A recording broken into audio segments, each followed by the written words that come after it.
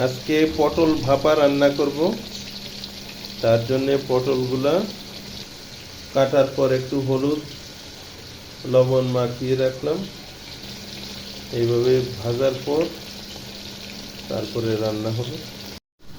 পটল ভাপার জন্য নারিকেলগুলা ব্লেন্ড করব। এই পোস্তদানা ব্লেন্ড করব। তারপরে এই সরিষাগুলা ধোয়ার পরে ব্লেন্ড করব।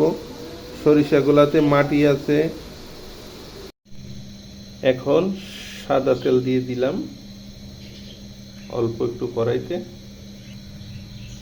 বাদাম বাটা, পোস্ত বাটা, নারিকেল বাটা, সরিষা এবং কাঁচা লঙ্কা বাটা। ফোড়নে কয়েকটা সাদা জিরা দিলাম। এখন কয়েকটা কালো জিরা দিয়ে দিলাম। এই যে স্বাদ মতো লবণ দিয়ে দিলাম। পোস্ত বাটা,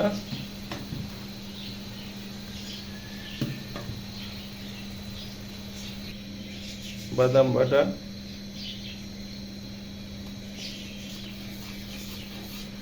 এই যে নারিকেল বাটা দিয়ে দিলাম। এখন সরিষার তেল দিয়ে দিব।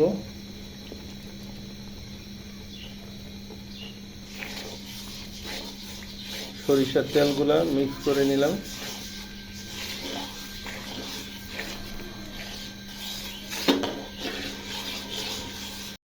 মশলা ভাজা থেকে তেল ছাড়তেছে। এখন সরিষা বাটা দিয়ে দিলাম।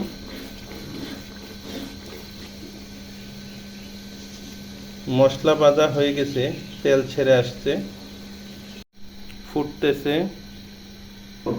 এখন আস্তে আস্তে পটলগুলো ছেড়ে দেব।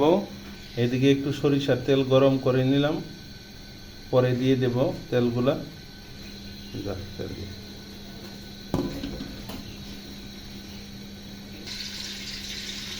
এই যে দেখতে পাচ্ছেন পটলগুলা ছেড়ে দিতেছি।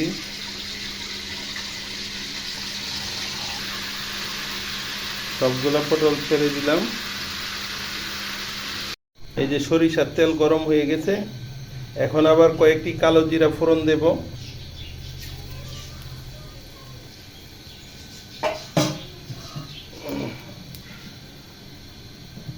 ঝোলগুলা ফুটতেছে, এখন কয়েকটি কাঁচা লঙ্কা দিয়ে দিব। পটলগুলা নামায় রাখছি যাতে নরম বেশি না হয়। এই যে সরিষার তেলগুলা ঢেলে দিলাম, হয়ে গেছে।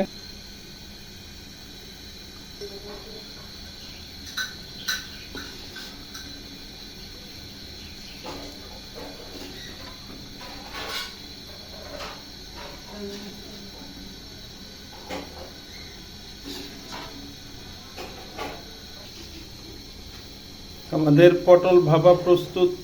এখন পরিবেশনের পালা।